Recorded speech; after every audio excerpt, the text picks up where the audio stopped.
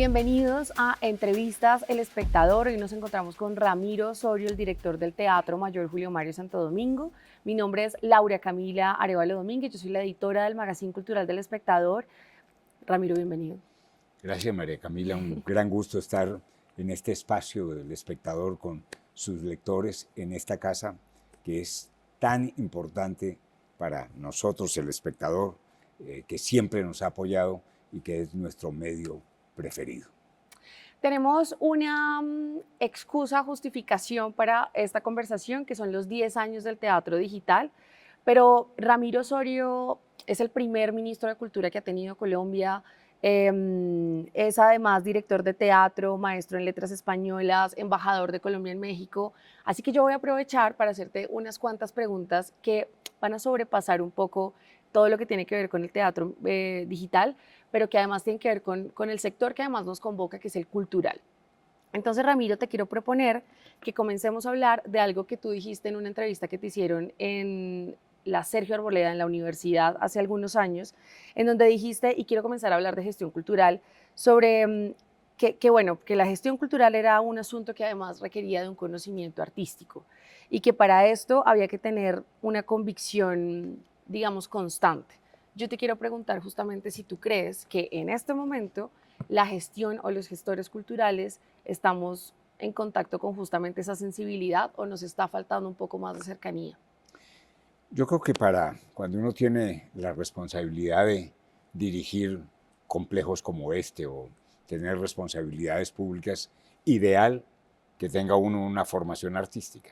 Pues porque aquí, esta es una casa donde se dan cita los lenguajes artísticos y donde en la medida en que uno los conozca, pues en esa medida también puede hacer que esas producciones que se hacen a partir de los lenguajes artísticos, ese diálogo que hay que crear entre las diversas culturas del país, estos espacios para expresar la diversidad cultural de nuestro país, vamos a entenderlos mucho mejor, los vamos a encauzar mucho mejor, sabremos apoyar mejor estas nuevas generaciones que vienen, estaremos más capacitados para ver esos cambios tan grandes y tan vertiginosos que se producen en los lenguajes artísticos, donde entra la tecnología a una velocidad verdaderamente extraordinaria y se va volviendo hasta un propio lenguaje, la propia tecnología. En fin, todo eso en la medida en que uno tenga una mejor formación artística, una mejor formación humanística, podrá ser un mejor gestor cultural, sin duda alguna. Ya, yo creo que ya me vas a entender justamente por qué te estoy haciendo esta pregunta, porque quiero que empecemos a hablar de unos cuantos conceptos, pero por lo que me contestas, yo creería entonces que esa formación no tiene que ver con un asunto solamente académico, sino con un asunto más bien de contacto con las artes, de consumo de las artes, de contacto con la literatura, con la ópera, con el teatro, con el cine, porque siento yo que la distancia cuando uno habla de repente de formación académica, pues puede ser simplemente para esas personas que se dedican solamente a las artes, y gestión cultural está haciendo mucha gente que además no tiene ninguna carrera que la respalde en esos términos, pero ¿tú qué opinas? Vuelvo a repetir, me parece que mejor si uno tiene esa formación Mejor. académica, es mucho mejor. Ajá. Será, digamos, no más fácil, pero sí tendrá mejores instrumentos para acercarse a algo tan complejo como es que esto es sumamente complejo. Esto es ¿Sí? complejo, sí. Claro, hay gestores culturales muy buenos que tienen muy buena voluntad, que tienen talento, que tienen capacidad de ver cómo son los temas administrativos, de producción, etcétera.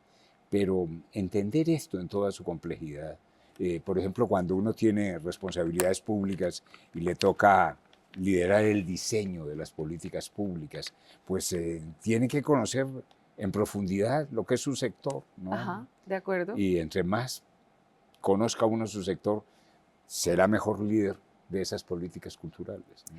Hablabas en la misma entrevista de una convicción y a mí esa palabra me parece muy atractiva, no solamente para el sector cultural, sino para cualquier trabajo que uno emprenda. ¿Por qué trabajar con convicción? Yo quiero saber esa palabra para ti, ¿qué significa? Bueno, mira, yo tengo la convicción, Ajá. o sea, la absoluta certeza de que el escenario de la cultura en nuestro país es el escenario para construir una sociedad diferente. Sí. ¿Por qué? Porque son los escenarios de la cultura esos espacios en donde fundamentalmente coinciden los ciudadanos, donde no tienen no son espacios excluyentes, son espacios generosos, naturalmente convocantes. Y los gestores culturales en todo el país son esos líderes que han sido en su vida ejemplares, generosos, participativos, ¿sí? Por eso el escenario de lo cultural es tan importante para nuestro país. Pero se necesita, para ser gestor cultural, aquí y en cualquier parte del mundo, convicciones. No una, muchas convicciones, ¿no? Una de ellas es creer en esto, en que los espacios de la cultura son espacios de formación de nuevas ciudadanías, ¿sí? Eso es absolutamente clave. Y lo otro, creer como creemos en esta casa, todos los que trabajamos, que lo que sucede en este escenario, nosotros no damos funciones. Nosotros nos proponemos, y para ello trabajamos todos los días, de crear acontecimientos de vida. Que ese diálogo que se da entre los que están aquí con los que están allá sea un diálogo único, conmovedor, que es irrepetible, pero que nos cambia la vida, que nos hace mejores seres humanos. A eso le apostamos todos los que trabajamos en esta casa. Ramiro, es que te hablo de convicción porque justamente antes de que comenzáramos la entrevista lo estábamos también conversando con Margarita, que es la jefa de comunicaciones del Teatro Mayor, sobre, claro, hay que hablar de convicciones porque lo que tiene que sostener justamente el trabajo que uno adelante en este campo, pues tiene que tener una fuerza mucho más allá que simplemente la función de la serie de cosas que uno tiene que llevar a cabo, porque es difícil, porque en este país, no sé si solamente en este país, pero hablemos de Colombia, se han hecho cosas, no podemos quejarnos de que el Ministerio de Cultura no haya hecho nada o de que el Estado no esté haciendo nada o de que, por ejemplo, haya lugares como el Teatro Mayor que no permitan que no permitan el acceso justamente a este tipo de presentaciones, porque a pesar de que se han hecho todas estas cosas y estos espectáculos y estos acercamientos, sigue siendo un tema que no es comercial, sigue siendo un tema que no es tan popular, sigue habiendo una distancia muy grande. ¿Por qué? Si es tan necesario. Hay una parte que es comercial, ¿sí? Que tiene unas manifestaciones de la cultura y unas manifestaciones artísticas que pueden tener un contenido comercial. Y qué bueno que haya un circuito comercial como lo es en el caso de la música. Somos una potencia de la música comercial hoy en Colombia. Y ese es el resultado de todo un círculo virtuoso que ha ido creando escuelas de formación, espacios de distribución, unidades de producción artística, etc. Pero estamos hablando también de que nosotros como país somos un país pluriétnico y multicultural. Y ahí es donde está nuestra verdadera fortaleza, en esa diversidad. Y hay una inmensa base cultural que tiene que tener espacio, que tiene que ser reconocida, porque si no la reconocemos, no nos reconocemos a nosotros mismos, ¿sí? Y para eso los gobiernos, la nación, las leyes tienen que crear esos espacios para que esto se dé a conocer. ¿Por qué? Si nosotros somos capaces de dar a conocer en el municipio, en el pueblo, en la región, los valores de nuestros conciudadanos, de nuestros vecinos. Si yo sé que mi vecino toca tiple, si yo sé que ese señor mayor de ese pueblo se sabe la historia, si yo le llevo los niños de ese pueblo a ese señor para que le cuente cómo es el pueblo, cómo éramos antes, cómo somos ahora, va a haber otros tipos de niños en nuestra sociedad. Si yo permito que esas músicas locales, que esos talentos locales nazcan, permanezcan, florezcan, se multipliquen, se vayan haciendo más complejos, estoy creando una mejor sociedad, ¿sí? Por todo ello. Entonces, son dos diferentes líneas. Tiene que haber unos apoyos, y los hay, y hay que irlos mejorando, porque la cultura es muy dinámica. Todos los días estamos creando culturas. Y en este país, con esta riqueza tan extraordinaria, todavía nos falta descubrir una gran cantidad de culturas de nuestro país o de manifestaciones culturales. Y el gran desafío de este país es poner a dialogar todas esas culturas, ¿sí? En este teatro, nosotros lanzamos los festivales más importantes que se hacen fuera de Bogotá. Petronio Álvarez, Leyenda Vallenata, el Festival del Porro, el de la Cumbia, el Mono Núñez, el Festival del Bambuco, etc. ¿Por qué? Porque Bogotá es una ciudad que está construida y habitada por ciudadanos de todas las regiones. Y es obligación de instituciones públicas como el Teatro Mayor, que es de la Alcaldía de Bogotá, crear ese mecanismo de reconocimiento de nuestras identidades. Porque eso es fundamental. Y en la medida en que lo hagamos vamos a tener unas sociedades mucho más armoniosas, más participativas, más generosas, más inclusivas, ¿no? Mira, antes de que comencemos a hablar justamente del teatro digital, te quiero hacer una pregunta a propósito. Hablamos del derecho a participar libremente en la vida cultural, a disfrutar de las artes y a compartir los avances científicos y sus beneficios. Esto lo saqué del artículo 27 de la Declaración Universal de Derechos Humanos. Pero ¿por qué se habla de derechos culturales? ¿Por qué la cultura es un derecho? La cultura es un derecho fundamental y son dos tipos de derechos, los derechos de la cultura y los derechos a la cultura. Okay. ¿Cuáles son los derechos de la cultura? Los que tenemos a nuestras lenguas, a nuestros dialectos. En este país se hablan más de 60 lenguas hoy. A nuestras cosmovisiones, a nuestras herencias, a todo esto que esta sociedad ha sido capaz de ir construyendo a lo largo de los años. A esos son los derechos que tenemos a nuestras culturas, ¿sí? Nuestros imaginarios, etc. Y lo otro son los derechos que tenemos de acceso a la cultura, que es, la ley dice que es un derecho a acceder a los bienes y servicios de la cultura en condiciones de equidad. Y eso es lo que hacemos en esta casa. ¿Por qué sería tan importante que la gente ejerciera ese derecho a la cultura? Porque es su toda vida, la gente. Porque es su vida, porque es parte fundamental de su vida, ¿sí? Es lo más profundo de eso. De cada uno de nosotros son nuestras culturas, nuestros saberes, ¿sí? Todo lo que... García Márquez decía una frase que a mí me parece que es la mejor definición de cultura. Decía, cultura es todo lo que nos permite vivir en sociedad. ¿Sí? Listo, Ramiro. Comencemos a hablar del teatro digital. Ustedes comenzaron con este proyecto en 2014, es decir, ni cerca de imaginarnos que tendríamos que atravesar una pandemia en 2020. ¿Cómo nació la idea del teatro digital? Bueno, nosotros, este es un teatro público que pertenece a la Alcaldía Mayor de Bogotá, que se llama Julio Mario Santo Domingo, porque la familia Santo Domingo le donó a la ciudad, y es una historia bellísima.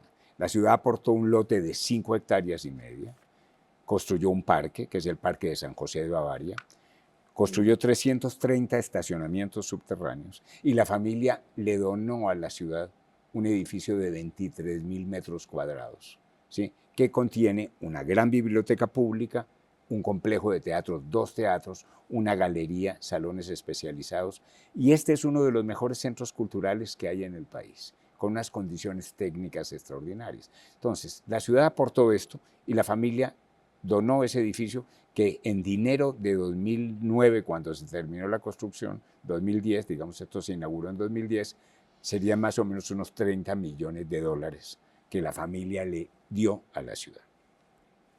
Pero la parte interesante de toda esta historia es que en 2008 la familia encargó un estudio de cuáles eran las mejores prácticas para administrar espacios de artes escénicas en el mundo. Y resultó que la mejor era el Teatro El Liceu de Barcelona, que tenía una composición presupuestal como de 33, 33, 33. 33 recursos públicos, 33 recursos autogenerados, que son taquillas, alquileres, venta de bienes y servicios. Ellos tienen además una parte muy importante que es un valor de marca, y 33% de patrocinadores, y esto, el valor de la marca, etcétera, etcétera. A mí me dan este estudio a finales del año 2009, cuando me invita tanto la ciudad como la familia, y me dicen, a ver qué pueden proponer, y es lo que tenemos ahora. Lo que tenemos ahora es ese modelo público-privado, en donde un componente muy importante es, aparte, nosotros tenemos unos recursos que da la ciudad, que es, históricamente, la ciudad ha aportado el 22% de los recursos de esta casa. La familia ha aportado el 27-28%. Entonces, la ciudad es cogestora pública, la familia es cogestora privada. Tenemos un 28%, que son las taquillas, estos recursos autogenerados, alquileres, una parte patrocinadores muy importante con empresas como Bancolombia, que ha sido patrocinador desde el primer día del Teatro Mayor. Hay otras que se han sumado, Sura, la Cámara de Comercio de Bogotá, el Grupo Energía Bogotá. Hay una parte muy importante de cooperación internacional.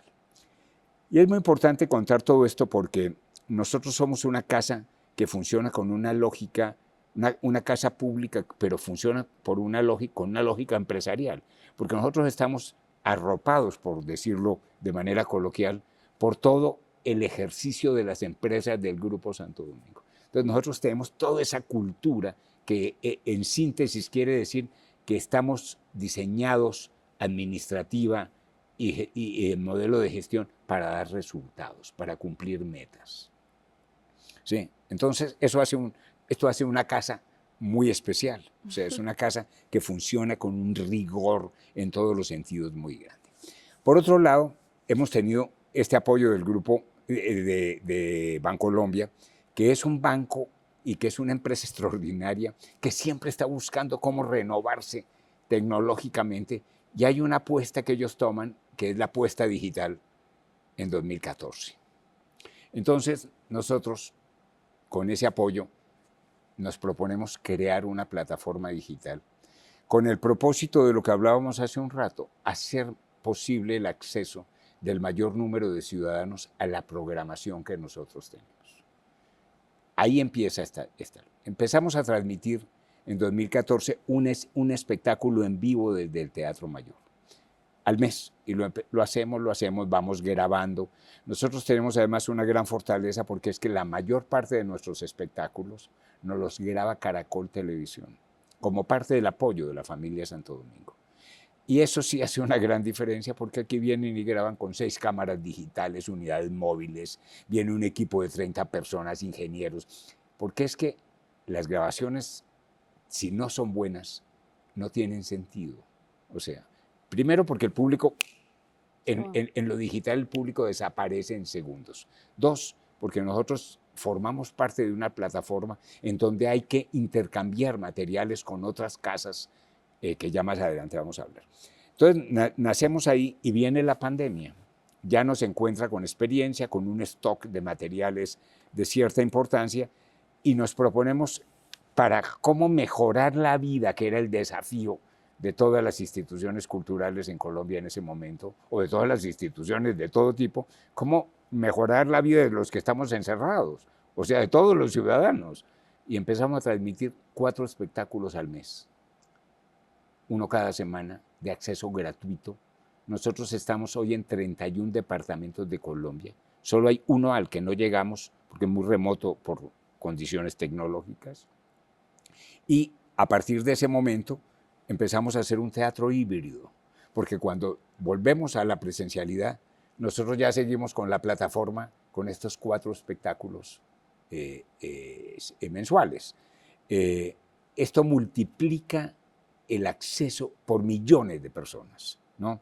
Llevamos 60 y tantos millones de personas que han visto la plataforma desde 2014 a hoy, con un nivel de permanencia en la plataforma increíble.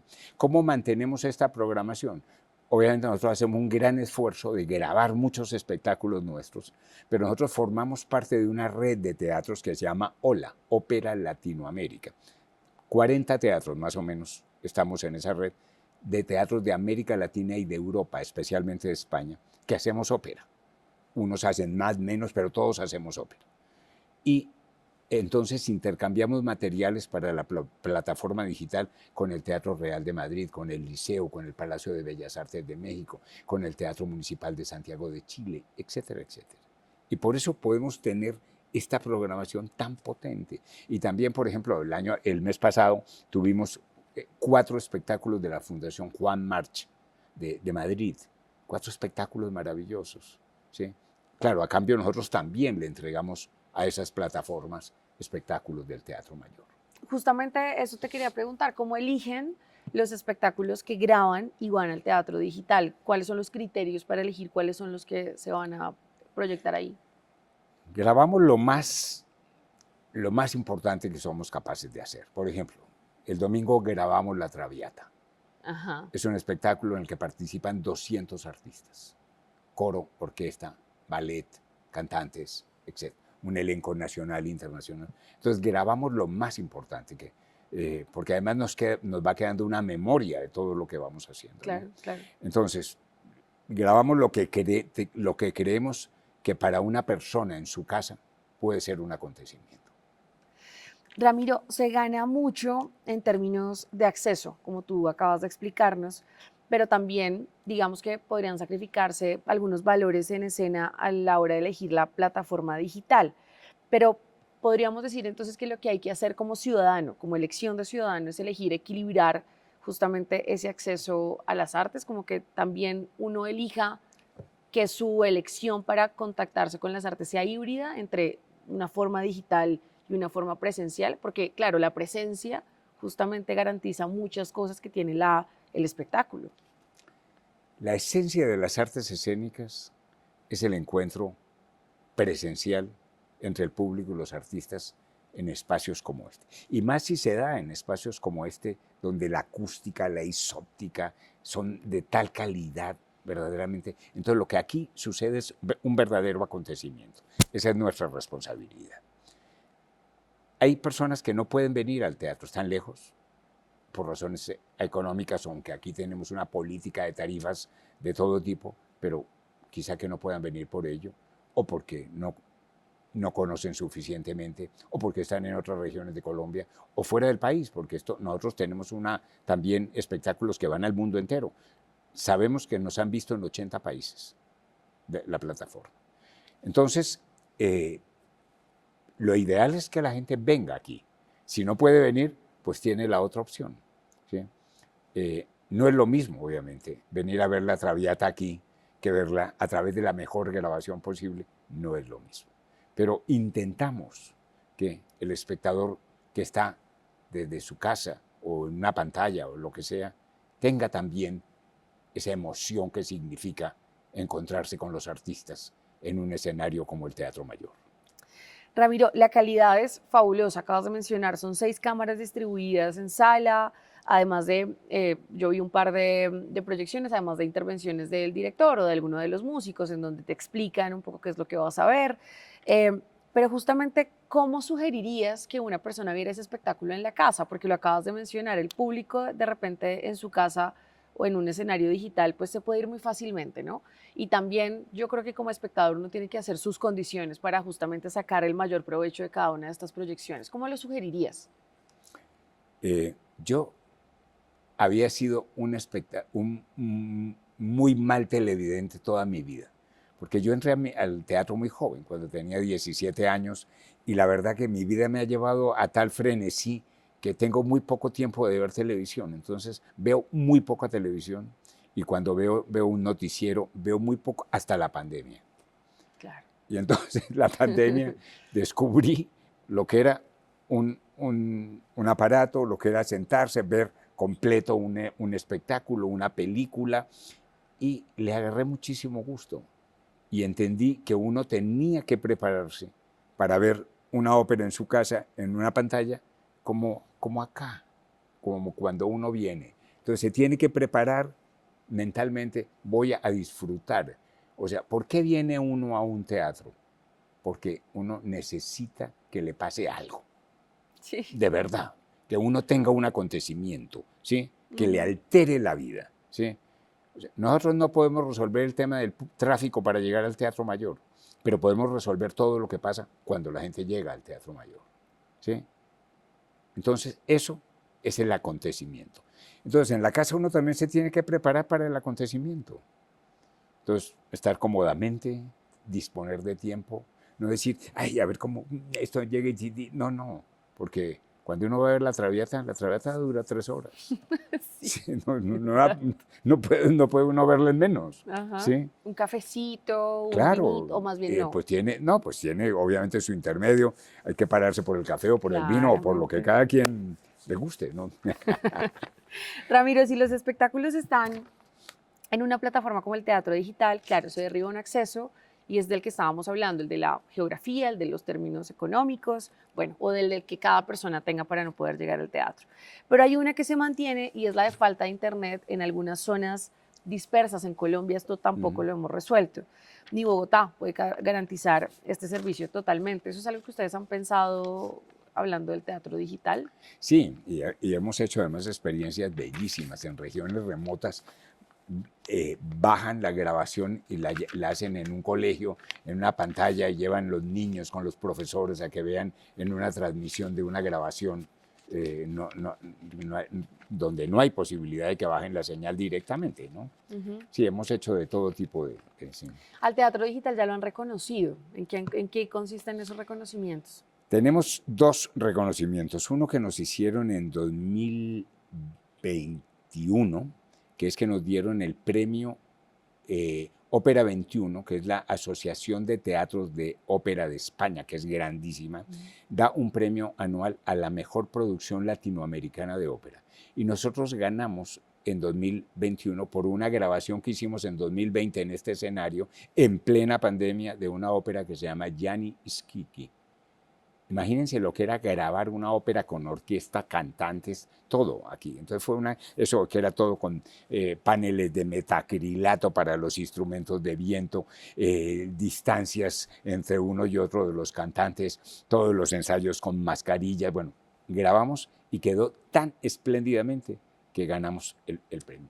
Y hace unas 2 o 3 semanas obtuvimos el premio en Latam Digital al mejor proyecto de impacto social de América Latina. Eso ha tenido, imagínense esto lo que significa en medio de la cantidad de programas y de proyectos digitales que hay de todo tipo en América Latina. Ramiro, expliquémosle a las personas, justamente este teatro digital es gratuito, es una plataforma, pero ¿cómo pueden entrar? ¿Esto qué tan difícil es? Pues tan fácil como entrar www.teatrodigital.org. O también pueden entrar por la página del Teatro Mayor, www.teatromayor.org. Y listo. Gratuito, y a disfrutar un espectáculo cada semana diferente, que se estrena los jueves, dura 24 horas y pueden estar cada mes 4 espectáculos gratuitos. Que si uno se lo propone es como una escuela de formación, Sí, porque sí. es una programación de todo tipo. Allí hay teatro, danza, música, y hay realmente una programación de lo mejor del mundo. Te propongo que cerremos con una reflexión. Cada vez que puedo pregunto esto.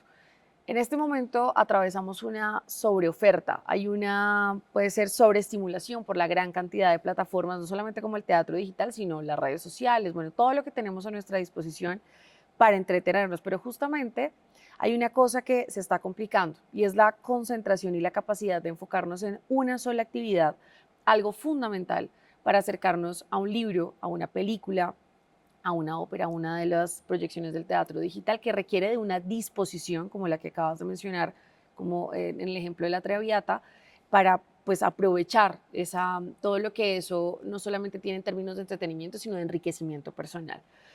¿Tú cómo ves ese panorama? Ese es un gran desafío de todas las manifestaciones artísticas. Y acabas de decir el ejemplo perfecto, un libro. ¿Cómo comienza un libro? Es como te atrapa. Gabriel García Márquez hablaba de que él entendió cómo debía empezar un libro cuando leyó Pedro Páramo de Juan Rulfo. Y la mejor forma es cómo comienza 100 años. 70 años después, frente al pelotón de fusilamiento, el coronel Aureliano Buendía habría de recordar el día que su padre lo llevó a conocer el hielo. Yo ya quedé prendido.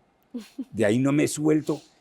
Y ahí lo que tiene que hacer el escritor, que es lo que hace magistralmente, es que no vuelve a soltarte nunca hasta la última página. Eso pasa. La Traviata comienza con una obertura extraordinaria y se va desarrollando que uno no puede soltarse de esa emoción creciente y que termina pues con la tragedia de Violeta, que se muere, y de la historia de amor que no fue posible. ¿no? Y así es el teatro, la danza. Y entonces el gran reto de los artistas es cómo te toca, te mantiene y hace que todo aquello crezca y que tu relación de emoción con ese artista sea sublime y enriquezca la vida. Ese es el gran desafío de lo que hacemos. Pero eso llevado a lo digital es triplemente difícil, ¿sí? Porque es cómo mantenemos todo eso a través de una pantalla. No es como estamos aquí, que aquí, claro, suena la orquesta, la música, todas esas emociones crecientes, pero ¿cómo hacemos todo eso sentado en nuestra casa, en un sillón? Ese es el gran desafío. Somos aliados, El Espectador y el Magazine Cultural del Espectador, con el Teatro Mayor, justamente por lo que acaba de mencionar Ramiro Osorio, y es que nos interesa que realmente podamos justamente acercar a todos nuestros lectores y a toda la audiencia a este tipo de artes, a este tipo de espectáculos, así que los invitamos a que sigan muy conectados a todo lo que va a pasar con el teatro digital, a que celebren con ellos sus 10 años y a que también se acerquen a los contenidos del Magazine Cultural del Espectador. Ramiro, muchas gracias por estar acá. A ti y un especial saludo a nuestros queridos lectores del Espectador.